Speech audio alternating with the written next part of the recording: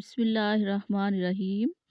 अस्सलाम वालेकुम दोस्तों, कैसे हैं आप? उम्मीद है आप ठीक ठाक होंगे। जी अल्हम्दुलिल्लाह से मैं भी ठीक ठाक हूँ। तो दोस्तों आज की छोटी सी शेयरिंग है, आपके बहुत फ़ायदे की है। आपने वीडियो को स्किप नहीं करना ताकि कोई भी पार्ट्स जो है ना मिस ना हो आपसे। तो आज हम बना रहे हैं गुड़ वाले चावल। गुड़ वाले चावल जो होते हैं, आपको उसके फ़ायदों के बारे में अगर पता चल जाए तो आप कहेंगे कि हफ़्ते में 2 बार बनाएँ हम। और जी वाइट गुड़ मैंने लिया हुआ है, आप थोड़ा हल्का भी ले सकते हैं जिस तरह का मिल जाए। लेकिन ये होता है कि कभी-कभी हमें वाइट गुड़ मिलता है, लेकिन उसके चावल जो है ना वो काफ़ी कलर छोड़ जाते हैं, जिसको कहते हैं रंग छड़ जांदा गुड़। यानी कि चावलों का कलर जो है ना वो ज़्यादा ब्राउन हो जाता है समझ लें, या फिर मतलब कि काले से हो जाते हैं। तो ऐसी कोई बात नहीं है, चाहे कलर जैसा भी हो, गुड़ के बहुत सारे फ़ायदे हैं। और गुड़ जो है ना मेरे पास आधा किलो है, आधा किलो से थोड़ा ज़्यादा ही होगा।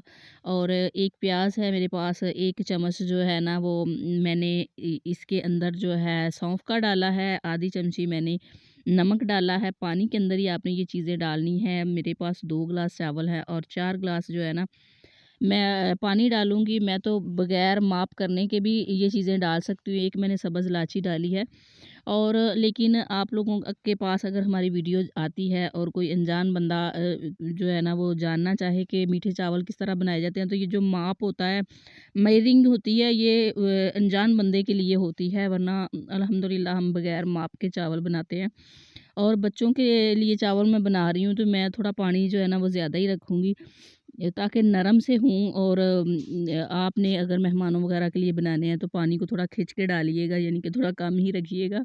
पानी को मैंने बॉईल कर लिया है, अच्छी तरह से उबाल लिया है, ताकि गुड़ जो है ना उसमें मिक्स हो जाए। और उबालते वक़्त आपने ये ख़्याल रखना है कि उसको ना अच्छे तरीके से बाद में छान लेना है, छलनी के साथ या कपड़े के साथ, और बिल्कुल एंड पे थोड़ा-सा पानी रहने देना है, क्योंकि उसके अंदर डस्ट होता है, मिट्टी होती है बहुत ज़्यादा। गुड़ के अंदर डस्ट इसलिए होता है कि इसको ओपन एरिया में बनाया जाता है, बाहर खेतों में बनाया जाता है, और खेतों में आपको पता है कितनी मिट्टी उड़-उड़ के तो पड़ती है, और कुछ जो कमाद होता है, वो गन्ने होते हैं, उनके ऊपर भी मिट्टी होती है। वो भी आहिस्ता-आहिस्ता जो है ना वो सारी चले जाती है। काफ़ी खुले बर्तन में गुड़ जो है ना तैयार किया जाता है, तो काफ़ी मिट्टी सी होती है इसके अंदर। और बाज़ दफ़ा तो ऐसे होता है जैसे रेत हो। तो जब पानी उबाल के मैंने साइड पे किया, तो मैंने एक प्याज़ का तड़का लगाया, और प्याज़ का तड़का लगाने के बाद मैंने ना पानी ऐड किया है, और पानी के बाद हमने चावल डाल लिए इसमें। और प्याज़ का तड़का इसलिए लगाते हैं कि जो हमें आजकल इन सर्दियों में नज़ला ज़ुकाम लगता है, मेरी अम्मी कहा करती थी कि जो बलगम गले की मतलब दूध के साथ, आवाज़ की तारों के साथ जो जमी हुई बलगम होती है, ये उसके लिए बहुत फ़ायदेमंद होता है। और देसी घी जो है ना मैंने ऊपर डाला हुआ है, और या तो मक्खन ऊपर डाल देते हैं, या देसी घी डालते हैं, उन मरीज़ों को दे देते हैं जिनके मतलब बलगम का, जमी हुई बलगम का मसला होता है। तो ये बहुत ज़्यादा फ़ायदेमंद होता है, तो आप भी घर में इस तरह ज़रूर ट्राई कीजिएगा। मैंने बिल्कुल थोड़ा खर्चा डाला है, बिल्कुल थोड़े खर्चे में आपको बनाना सिखा रही हूँ। अगर आप मज़ीद इस तरह की रेसिपीज़ आप चाहते हैं देखना, तो मेरे चैनल को सब्सक्राइब करें। Thank you so much. अल्लाह हाफ़िज़। मिलते हैं नेक्स्ट वीडियो में।